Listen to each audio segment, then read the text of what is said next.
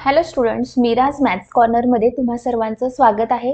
आज आपण बघत आहोत मिश्रणावरील प्रश्न। मिश्रण म्हणजे काय की समजा एक 40 रुपये किलोवाला तांदूळ आहे आणि 80 रुपये किलोवाला तांदूळ आहे। जर हे दोन्ही मिसळून तुम्हाला एक विशिष्ट किमतीला विकल्यानंतर तुम्हाला 50% नफा होत असेल तर ती किंमत कोणती असं विचारू शकतात, किंवा त्याचं प्रमाण किती, म्हणजे जे 40 वाला आहे आणि 80 वाला आहे तर त्या दोघांचं मिसळण्याचं प्रमाण किती, अशा प्रकारचे प्रश्न आपल्याला स्पर्धा परीक्षांमध्ये आढळून येतात। आपल्याला तलाठी भरती, सरळ सेवामध्येही आढळून आलेले आहेत। तर बघूयात कशा प्रकारचे प्रश्न असतात। 60 रुपये किंमत असलेल्या वाईनमध्ये किती प्रमाणात पाणी मिसळावे जेणेकरून मिश्रणाची किंमत ही प्रति लिटर 40 रुपये होईल। म्हणजे तुम्हाला काय इथे दिलेलं आहे की 60 रुपये प्रति लिटर हे वाईनचा दर आहे पहिल्यांदा, आणि नंतर काय केलंय की त्याच्यामध्ये पाणी मिसळले, पण ते पाण्याचं प्रमाण आणि वाईनचं प्रमाण किती असावं जेणेकरून त्या मिश्रणाची किंमत ही 40 रुपये प्रति लिटर एवढी होईल। ठीक आहे, आता बघा इथं पहिल्यांदा काय घेतलं तुम्ही, वाईन घेतली आणि नंतर इथं काय घेतलं, पाणी। ज्यावेळेस वाईनची किंमत ही प्रति लिटर 40 असते त्यावेळेस पाणी हे किती असतं, 0 ने असतं। नंतर हे दोन्ही मिक्स केल्यानंतर याचं जे प्रति लिटर प्रमाण आहे ते मिश्रणाचं प्रमाण 40 रुपये होईल।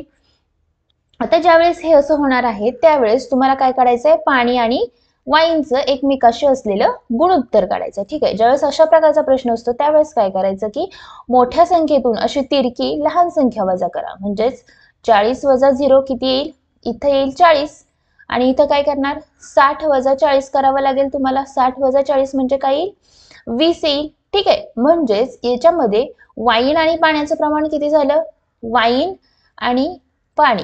ठीक आहे, हे किती झालं बघा, 40:20, म्हणजे याला भाग घातल्यानंतर किती, 20 दोन्ही 40 आणि 20 एके 20। म्हणजे तुम्हाला काय विचारलं, जेणेकरून मिश्रणात तुम्हाला काय विचारले, प्रमाण किती प्रमाणात पाणी मिसळावे हे विचारलेलं आहे। म्हणजेच तुम्हाला पाणी आणि वाईनचं प्रमाण विचारलेलं आहे।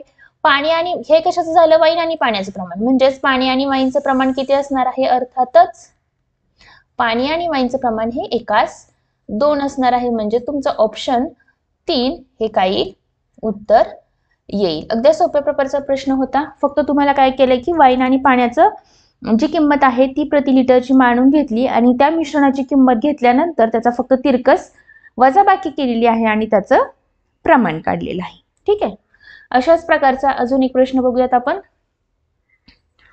12 रुपये प्रति लिटर दुधामध्ये कोणत्या प्रमाणात पाणी मिसळावे म्हणजे मिश्रण 8 रुपये प्रति लिटरने विकता येईल। आता बघा इथं दूध आहे, दुधाचा रेट काय आहे, 12 रुपये प्रति लिटर आहे। पाणी अर्थातच काय असणार आहे, 0 असणार आहे।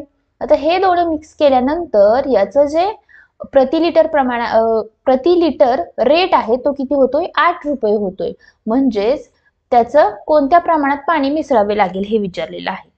ठीक आहे, आता पाणी कोणत्या प्रमाणात मिसळावं लागेल बघा, 12 वजा 8 केल्यानंतर किती येतात, इथं 4 येईल। ठीक आहे, आणि इथं 8 वजा 0 केल्यानंतर तुम्हाला किती येईल, 8 येईल। म्हणजेच दुधाचं पाण्याशी प्रमाण असलेलं किती असणार आहे, दूध आणि पाणी यांचं प्रमाण किती असणार आहे, 8:4, किंवा पाणी आणि दूध याचा भाग घातल्यानंतर तुम्हाला किती येईल, 2:1 येईल। ठीक आहे, 2:1 येईल।